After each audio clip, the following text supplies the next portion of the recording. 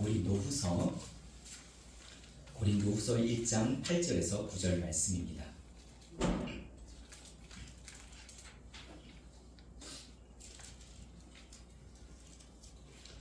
오늘 나눌 말씀 고린도후서 1장 8절에서 9절 말씀, 우리 말씀 함께 봉독하겠습니다. 형제들아, 우리가 아시아에서 당한 환난을 너희가 모르기를 원하지 아니하노니 힘에 격도록 심한 고난을 당하여 살 소망까지 끊어지고 우리는 우리 자신이 사형 선고를 받은 줄 알았으니 이는 우리로 자기를 의지하지 말고 오직 죽은 자를 다시 살리시는 하나님만 의지하게 하심이라. 아멘. 사람들을 만나서 이렇게 좀 깊게 이야기하다 보면 살아온 이야기를 하게 됩니다. 근데 그 사람들과 살아온 이야기를 나누다 보면 정말 남모를 사연들이 다들 있는 것 같습니다. 어떤 이는 자신의 건강 때문에 어려움을 겪기도 합니다. 어떤 이는 직장에서 하는 일들 때문에 어려움을 겪습니다. 어떤 이는 자신이 운영하는 그 사업 때문에 많은 어려움을 겪기도 합니다. 여러분, 이런 힘들고 어려운 일이 너무나 반복되고 너무나 감당하기 힘들면 때로는 모든 것을 다 털어버리고 죽고 싶은 생각이 들 때도 있습니다. 사람들은 그런 일들이 힘들 때, 특별히 미래가 불확실할 때, 앞으로 어떻게 될 것인가 걱정이 염려가 될 때 더 많이 힘들어합니다. 그래서 사람들은 이런 불확실성을 낮추기 위해 여러 가지 방법을 찾습니다. 과거의 역사를 돌아보면서 이런 역사가 있었을 때 이런 일이 터지고 나면 꼭 이게 이렇게 마무리가 되더라 라고 생각하면서 앞으로 일어날 일들을 이렇게 되지 않을까 풀어봅니다. 또는 이전에 일어났던 어떤 통계 자료를 가지고 그 안에서 패턴을 발견해서 앞으로 이런 변화가 이렇게 날 것이라고 예측을 합니다. 또는 어떤 그 분야의 최고의 지식을 가진, 경험을 가진 전문가를 찾아가서 조언을 구하기도 합니다. 사람들은 나름대로 자신들이 갖고 있는 그 불확실성을 낮추려고 많이 노력을 합니다. 그런데 아무리 노력해도 방법을 찾지 못하면 용하다는 분을 찾아갑니다. 그 미래를 예언할 수 있는 분을 찾아가기도 합니다. 여러분, 달나라에 사람을 보내고 우주에 수많은 인공위성을 보내고 심지어 태양권 그 끝까지 인공위성을 보내서 거기서 사진을 받고 또 AI로 이전에 상상 못했던 엄청난 일을 하는 이 시대에 고대의 샤머니즘적인 그런 샤머니즘적인 것을 통해서 미래를 예측한다는 것이 얼마나 안타까울까요? 인생에서 너무나 중요한 진로를 결정하는 것, 직업을 결정하는 것, 또 연애하는 것, 결혼하는 일들에서 또한 자녀와 관련된 일 등의 너무나 인생에서 중요한 순간들을 샤머니즘적인 방법을 통해 예측하려고 합니다. 물론 얼마나 힘들었으면, 오죽했으면 그랬을까요? 하지만 그런 운명론적인 세계관을 가지고 또한 그런 샤머니즘적인 그런 방법을 통해서는 참된 자유와 평안을 누릴 수가 없습니다. 오히려 악한 영에 얽매일 수밖에 없습니다. 그런데 우리 그리스도인들도 믿음이 연약해지면 문득 그런 방법을 생각할 때가 있다는 것입니다. 여러분, 이거는 사탄의 유혹입니다. 여러분, 물리쳐내 이겨낼 수 있기를 간절히 바랍니다. 여러분, 악한 영에 얽매이기 시작하면 계속 그 영에 얽매일 수밖에 없습니다. 그렇다면 교회를 잘 다니고 예수님을 잘 믿으면 우리의 불확실성은 과연 사라질까요? 우리 삶 가운데 아픔이나 고통은 사라지는 것일까요? 오늘 본문에 보면 예수님을 누구보다도 잘 믿었던 사람이 등장합니다. 바로 사도 바울입니다.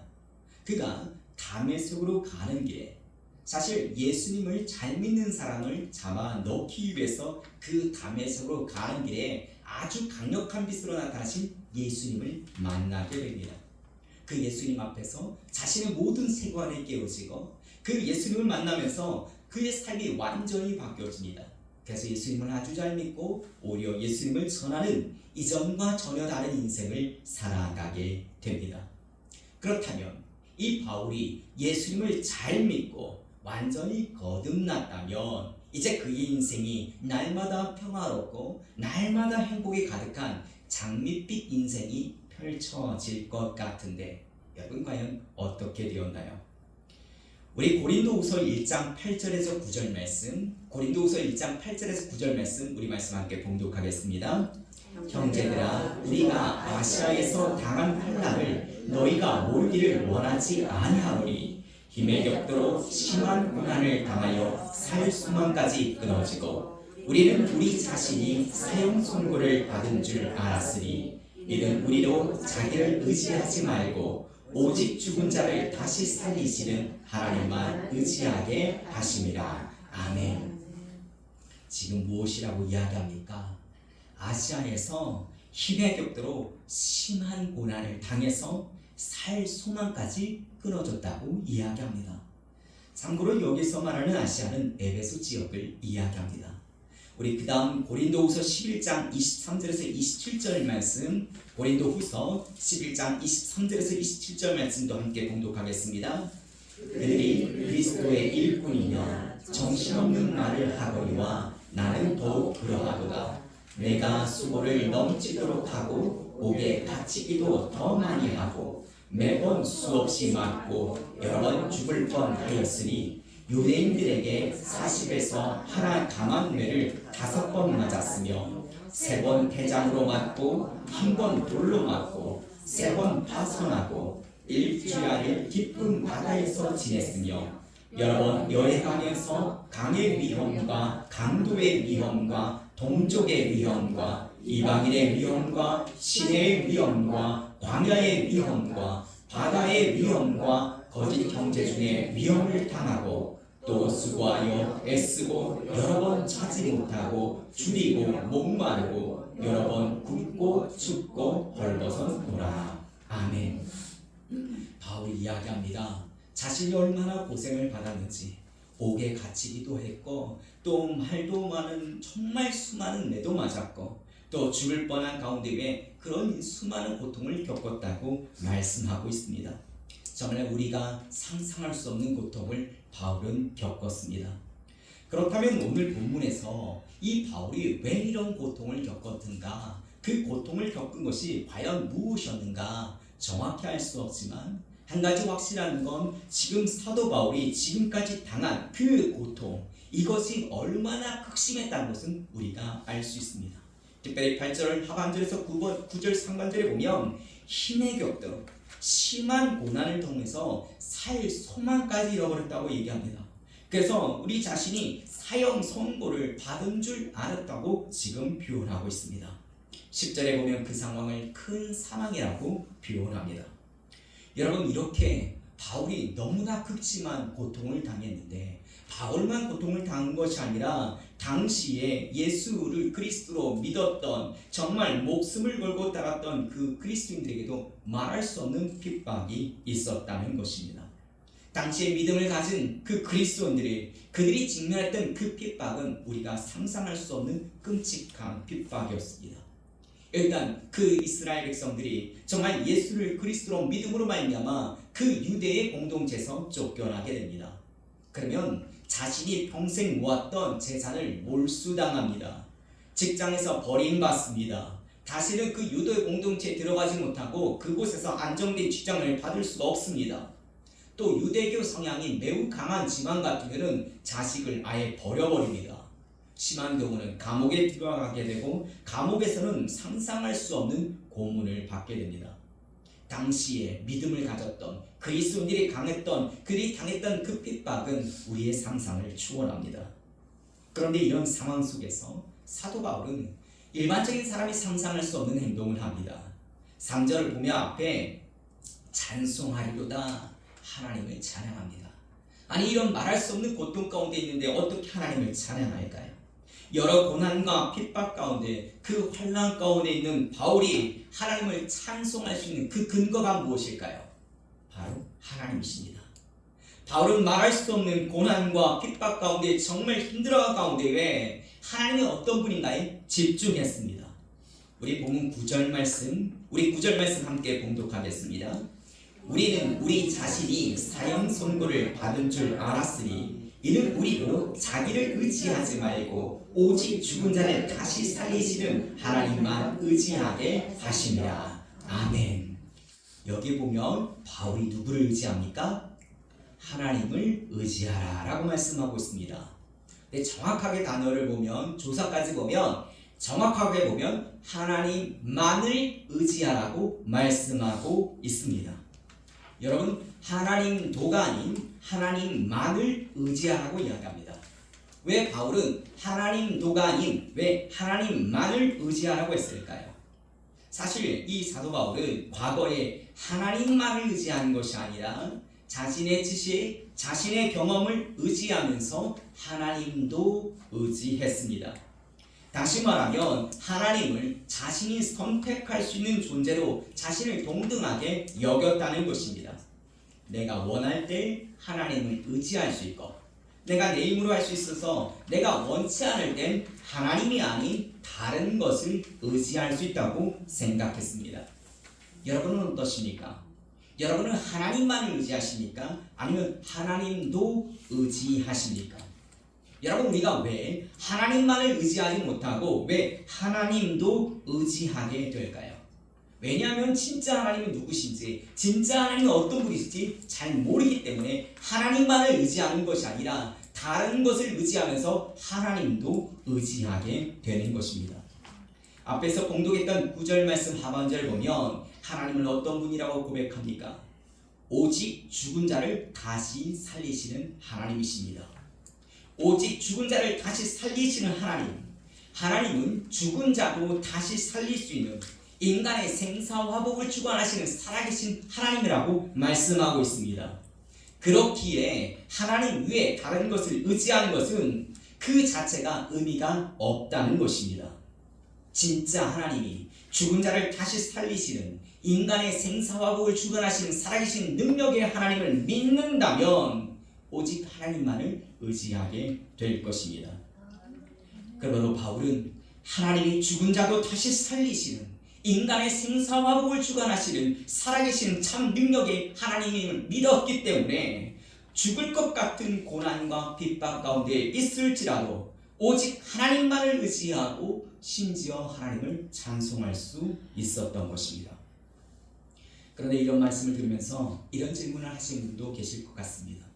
그런데 아무리 그렇다고 할지라도 하나님께서는 왜 예수님을 정말 잘 믿고 거듭난 바울에게 왜 이렇게 끔찍한 고난을, 그런 핍박을 왜 허락하셔야 했는가? 하나님께서 왜 목숨 걸고 예수님을 그렇게 간절히 믿었던 초대교회 그리스도인들을 왜 그들에게 이런 고난과 핍박을 허락하셨는가? 이 질문에 대한 답을 찾기 전에 먼저 사도 바울이 어떤 사람이었는지, 그가 예수님을 인격적으로 만나기 전에 어떤 일을 했는지 돌아보길 바랍니다. 이 바울, 가말리엘 문화에서 태어난 당대의 최고의 학문을 가졌던 사람입니다. 우리나라로 말하면 정말 최고의 대학의 최고의 교수의 정말 세계적으로 아주 뛰어난 데 수석이었습니다.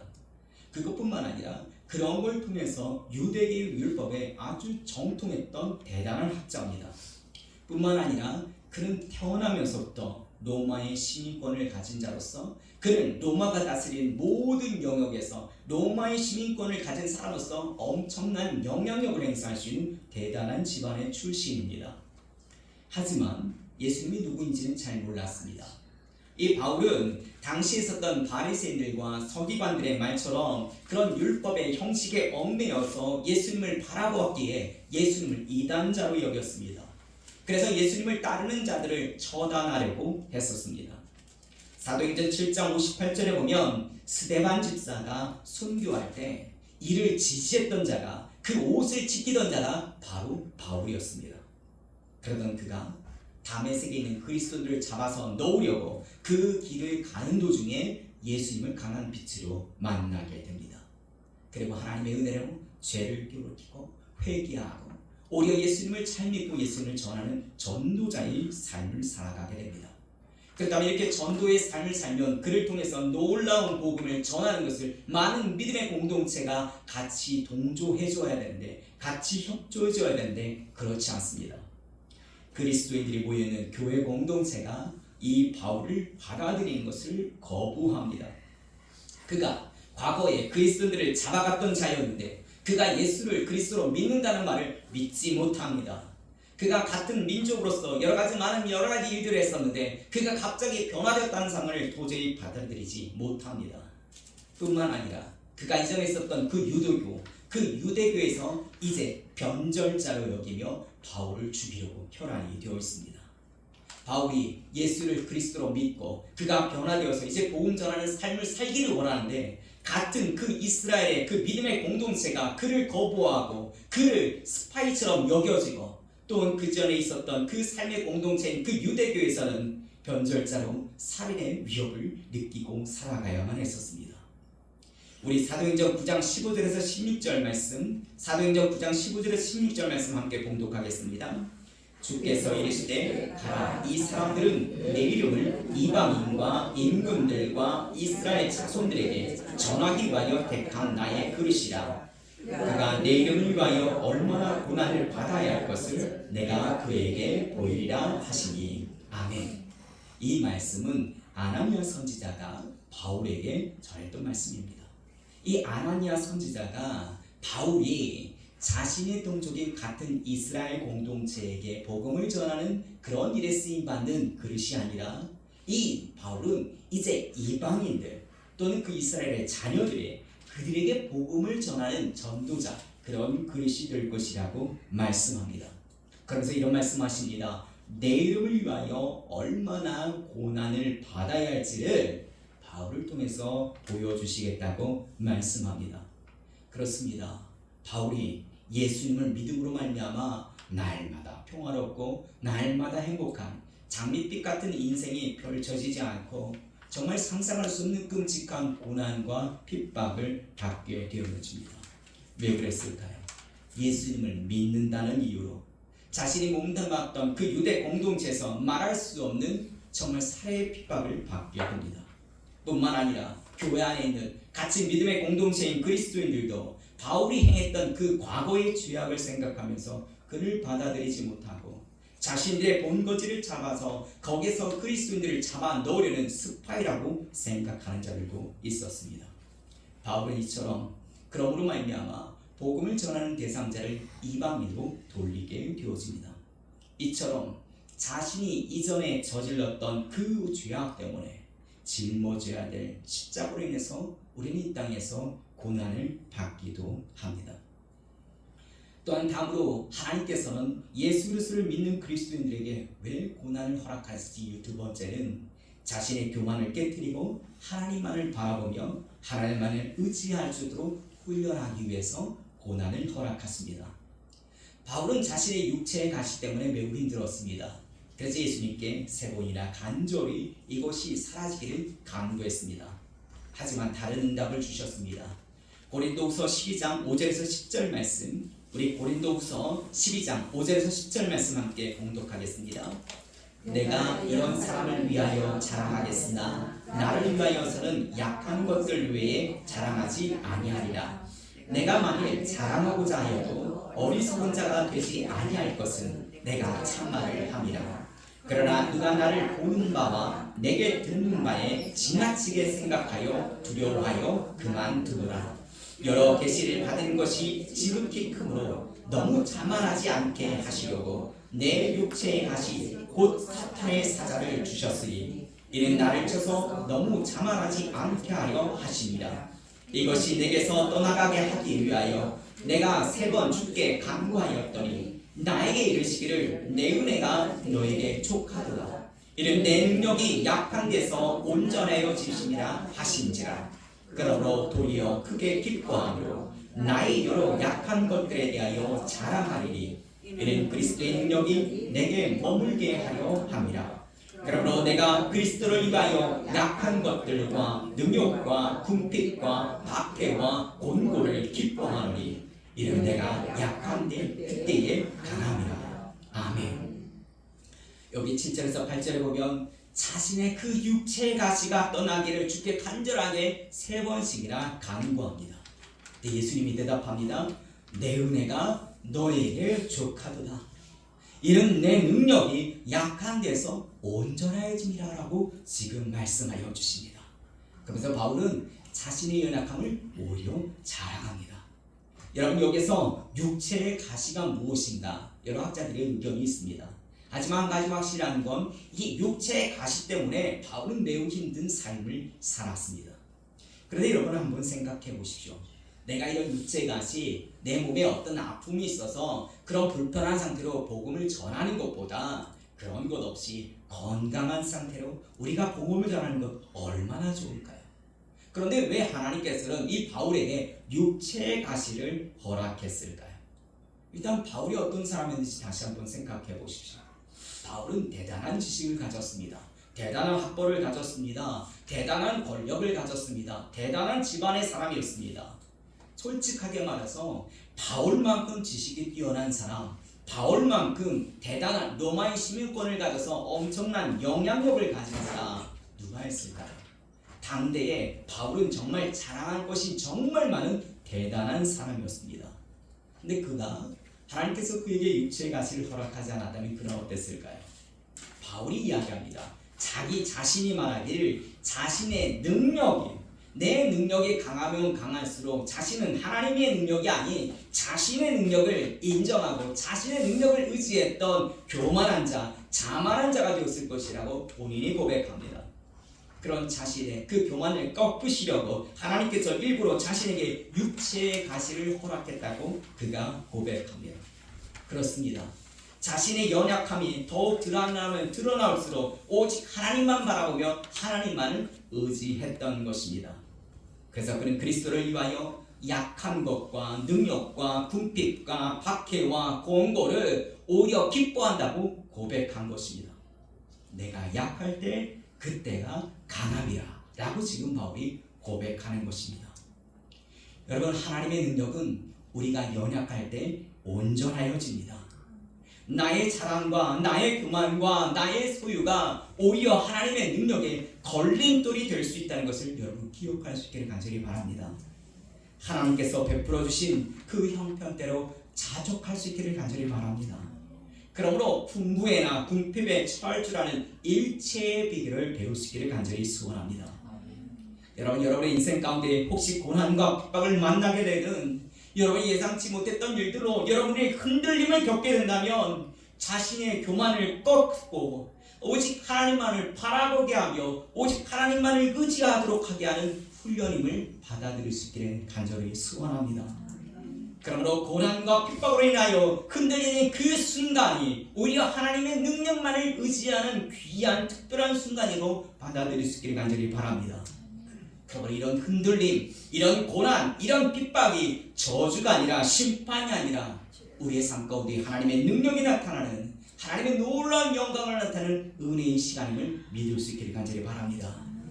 그래서 어떤 학자는 고난을 하나님의 변장된 축복이라고도 이야기합니다. 다음으로 우리 본문 고린도후서 1장 9절 말씀, 고린도후서 1장 9절 말씀 함께 봉독하겠습니다.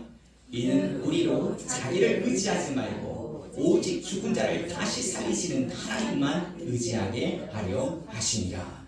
아멘. 오늘 본문에서 하나님은 고난의 그 연단 중에서 자기 자신을 의지하지 말라고 말씀하고 계십니다. 여러분, 세상에 있는 신약, 대부분의 신약은 인본주의를 그 기반으로 하고 있습니다. 그래서 그들이 제시하는 솔루션의 기반은 뭐냐면 일단 자신을 강화합니다. 그리고 자신의 자존감을 높입니다. 그래서 그 문제들, 그 고난의 문제들을 해결하려고 합니다. 하지만 그런 방법은 진정한 솔루션이 되지 못합니다. 진정한 솔루션은 죽은 자를 다시 살리시는 전능하신 하나님만이 하실 수 있습니다. 여러분, 그 전능하신 하나님, 죽은 자까지도 다시 살리시는 그 하나님만이 의지하는 것이 우리에게 진정한 솔루션이 된다는 것입니다. 구약에 출애굽했던 이스라엘 백성들을 여러분 한번 기억하십시오. 그들이 광야 생활할 때 어땠습니까? 광야, 정말 광활하고 광대했습니다. 그곳에 불뱀, 그리고 전갈, 정말 상상할 수 없는 끔찍한 고통, 정말 말할 수 없는 일들이 그 안에서 많이 있었습니다.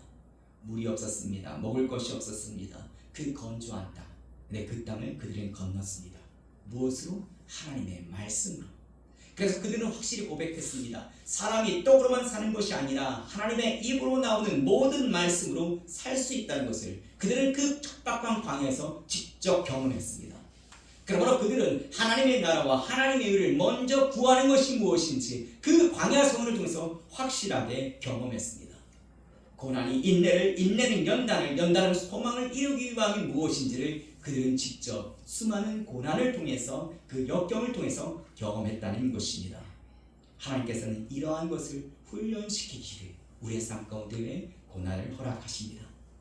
다음으로 하나님께서 우리 예수를 그리스도로 믿는 그리스도인들에게 고난을 허락하는 세 번째 이유는 고난이 없이는 영광이 없기 때문에 그렇습니다. 여러분, 우리가 예수님을 믿는다고, 우리가 교회에 나와서 신앙생활한다고 우리의 삶 가운데 고난이 끝나고 행복 시작인가요? 여러분, 우리가 그리스도와 예수 그리스도와 함께 영광을 누리기 위해서는 예수 그리스도와 함께 우리도 고난을 받아야 합니다. 우리는 하나님의 나라를 상속받는 그 상속자로 늘 하나님과 함께 있어야 합니다. 우리 고린도후서 4장 10절에서 11절 말씀, 우리 말씀 함께 봉독하겠습니다. 우리가 항상 예수의 죽음을 몸에 짊어짐은 예수의 생명 또한 우리 몸에 나타나게 하려 함이라. 우리가 살아있는 자가 항상 예수를 위하여 죽음에 넘겨짐은 예수의 생명이 또한 우리의 죽을 육체에 나타나게 하려 함이라. 아멘. 우리가 항상 예수 그리스도의 그 십자가, 그를 몸에 짊어져야 되는 이유는 예수 그리스도의 생명이 우리 삶 가운데 나타나도록 하기 위해서 그렇습니다. 여러분, 우리가 겪는 현재의 고난은 우리가 장차 누리게 될 영광에 비하면 아무것도 아닙니다. 우리가 지금 받는 그 가벼움, 그것은 우리가 앞으로 받게 될 그 영원한 그 영광의 무게에 비하면 아무것도 아니라는 것입니다. 또한 하나님 앞에 쓰임받는 사람은 어느 누구도 고난 없이 된 사람이 없습니다. 진짜 고난 없이는 영광이 없습니다. 우리가 교회를 아무리 오래 다녀도 진짜 그리스도인, 정말 참 그리스도인이 되었는가를 알 수 있는 방법 중 하나가 바로 실패와 역경과 환난을 만나면 드러나게 됩니다. 평상시에는 세상 사람들과 별반 없이 다닙니다. 또한 교회에서는 정말 그리스도인들처럼 보여집니다. 하지만 고난을 겪게 되면 진짜 그가 참 그리스도인지 드러나게 됩니다. 여러분, 향나무가 있는데 그 향나무가 진짜 향나무인지 아니면 겉만 향나무, 가짜 향만 뿌린 건지 구별할 수 있는 방법 중에 도끼로 찍어보면 압니다. 도끼로 그 향나무를 찍으면 찍을수록 그 향이 진동합니다. 하지만 가짜 향나무는 아무리 찍어도 향이 나지 않습니다. 우리가 진짜 하나님을 믿는 그리스도인인가 평온할 때는 잘 알 수 없습니다.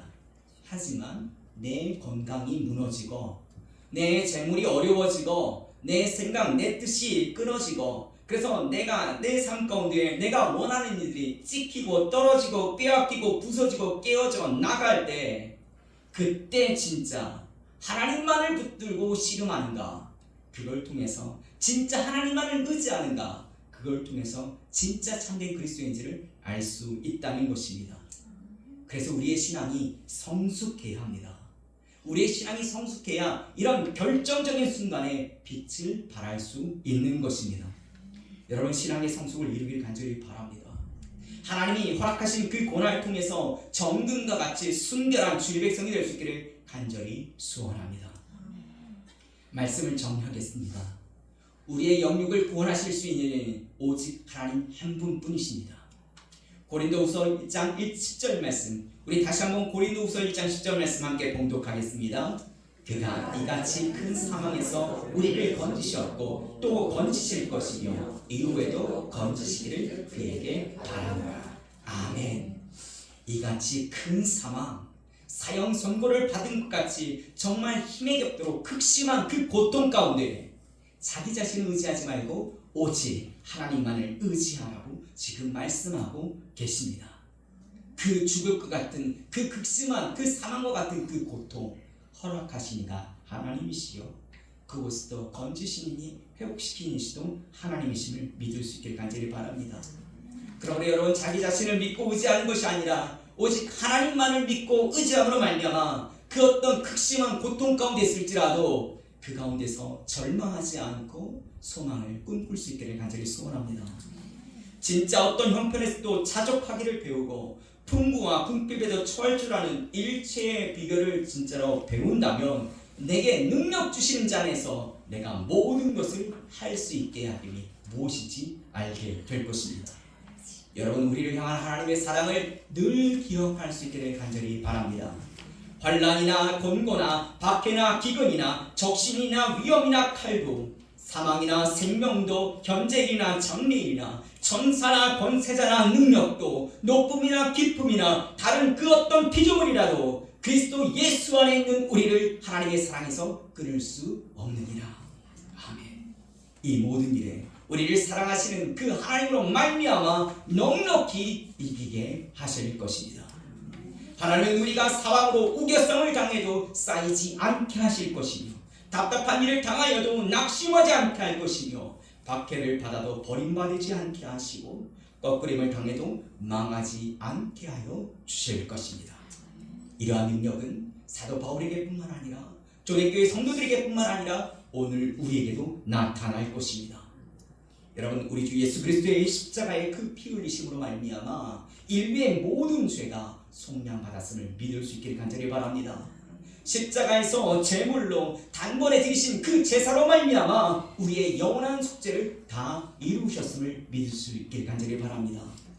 이처럼 피 흘림 없음즉 죄사함이 없는 것 같이 인류의 역사 가운데도 누군가의 그 피 흘림과 희생과 헌신을 통해서 변화가 이루어지고 개혁이 이루어졌습니다. 우리도 믿음의 선조들처럼 자기 자신을 의지하지 않고 하나님만을 전적으로 의지할 수 있기를 간절히 바랍니다. 마음을 다해 목숨을 다해 뜻을 다해서 하나님만을 사랑할 수 있기를 간절히 바랍니다. 우리 마지막으로 요한복음 16장 33절 말씀 함께 봉독하겠습니다. 이것을 너희에게 이르는 것은 너희로 내 안에서 평안을 누리게 하려 함이라.